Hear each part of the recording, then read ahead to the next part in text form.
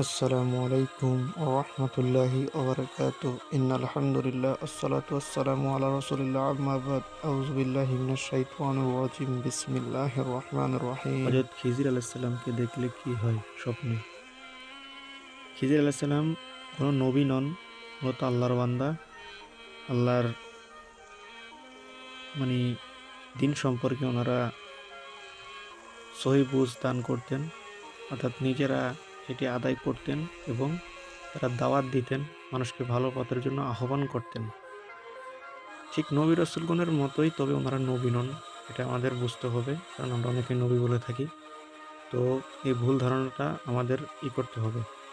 ঠিক আরেকজন আছেন, তিনি হচ্ছেন লোকমান হাকিম।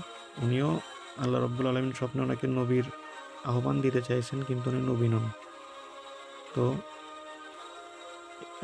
হযরত খিজির আলাইহিস সালামকে দেখলে দুর্ভিক্ষ এবং অভাব-অনটনের পর সুদিন এবং সবুজ সতেজ দেখা দেবে। ভয়ভীতির পর শান্তি ও নিরাপত্তা আসবে।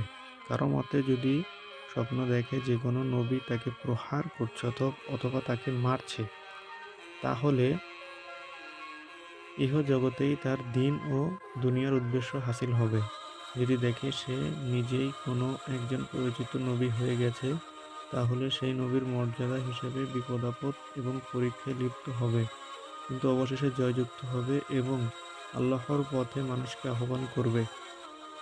অর্থাৎ এ হচ্ছে স্বপ্নের ব্যাখ্যা। হযরত খিজির আলাইহিস সালামকে স্বপ্ন দেখলে কি হয়, সেই ব্যাখ্যা। ওয়া আলহামদুলিল্লাহি রাব্বিল আলামিন। ওয়াসসালাতু ওয়াসসালামু আলা রাসূলিল কারীম। আসসালামু আলাইকুম ওয়া রাহমাতুল্লাহি ওয়া বারাকাতুহু।